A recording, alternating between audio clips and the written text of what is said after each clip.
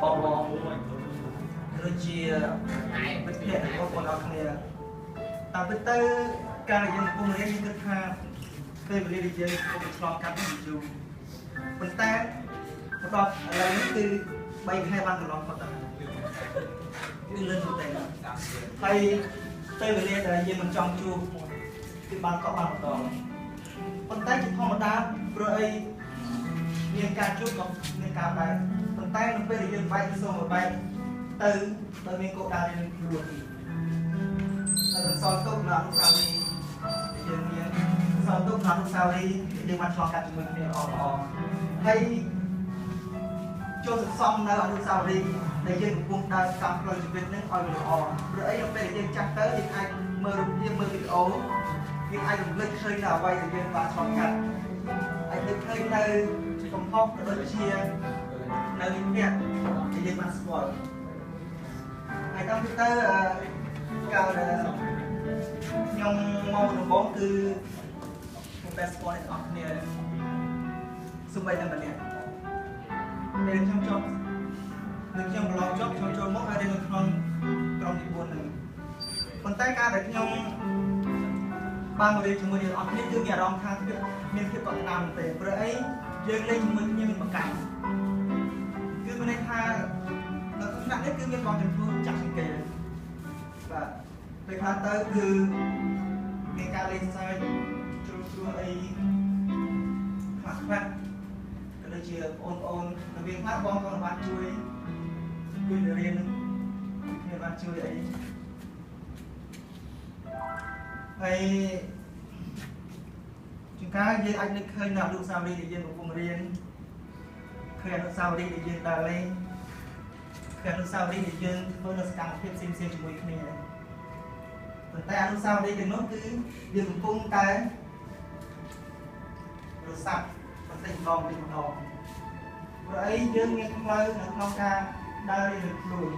ការជួបជុំគ្នានៅទីនេះរយៈពេល3ខែគឺវាដូចជាវិស័យមួយដែលយើងបានសាងកាលពីមុនហើយជាចុងក្រោយនេះគឺសម្រាប់បងប្អូនដែលសិក្សាថ្នាក់បរិញ្ញាបត្រព្រោះថាថ្នាក់បរិញ្ញាបត្រគឺមានងាយស្រួលដូចយើងរៀននៅកម្ពុជាមិនទេយើងហៅរៀននៅតិចនោះពិបាកប៉ុន្តែរៀននៅទីនេះគឺពិបាកជាងហើយមានសកម្មភាពខ្លះដែលអាចារ្យក៏ដាក់ឲ្យដូចជា homework អីកាន់យើងមួយចំនួនគឺនិយាយថាអាចារ្យដាក់ឲ្យច្រើនមិនចង់ធ្វើអីប៉ុន្តែដល់ពេលបងប្អូនទៅរៀននៅបញ្ញាបត្រគឺជួនកាលមានពេល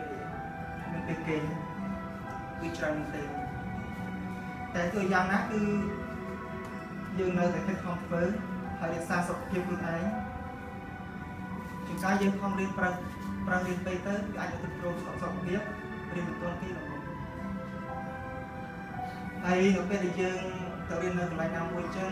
ទោះបីយើងចេះជាងគេយើងសល់ជាងគេក៏យើងកុំប្រៀបធៀបយើងសល់ជាងគេយើងកុំប្រៀបធៀបតែយើងនឹងសល់ជាងគេរៀនការបើយើងចេះជាងគេនេះយើងកុំប្រៀបធៀបថាយើងខ្លាំងជាងគេទៅមានអំនួតអញ្ចឹងព្រោះអំនួតហ្នឹងគឺជាភាពលំទៅបរាជ័យបើអីអ្នកខ្លះគឺតាមការវិទ្យាអ្នកខ្លះរៀននៅវិទ្យាល័យបែបទេអេប៉ុន្តែសារឲ្យចូលទៅមហាវិទ្យាល័យបែរជា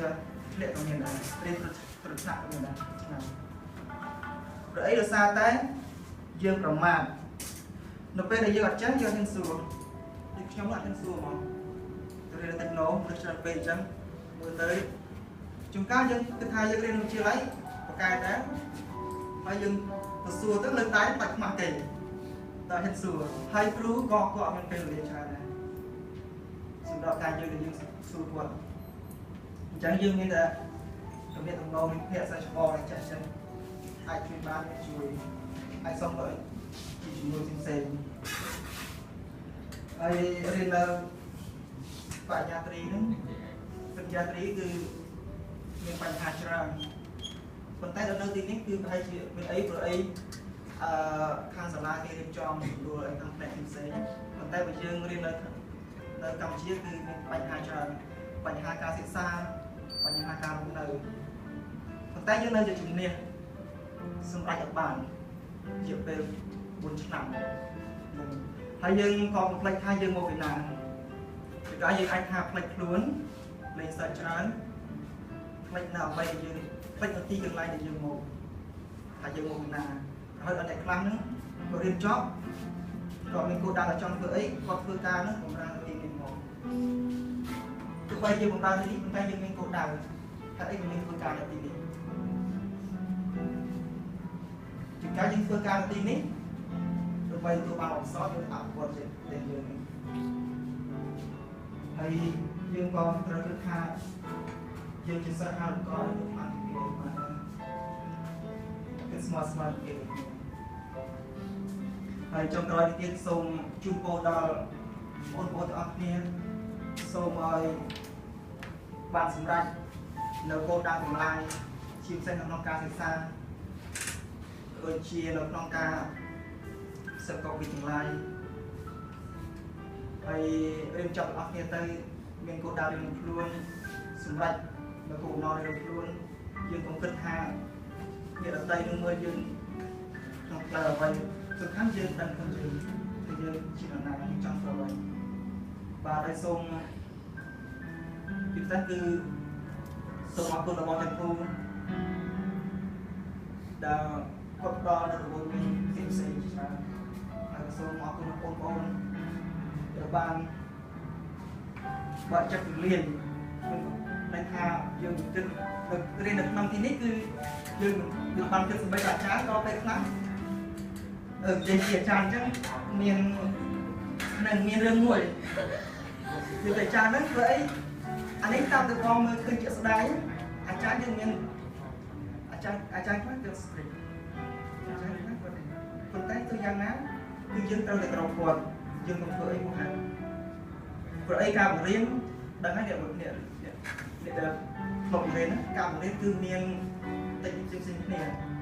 មានទាំងគូមានទាំងតាំងប៉ុន្តែយើងត្រូវដឹងថាយើងជាអ្នកពិសេសយើងត្រូវដឹងអត់គ្នាហើយនឹងទៅសូមជួបពួកអរគ្នាបានសម្រាប់ប្រកបកិច្ចការសូមអរគុណ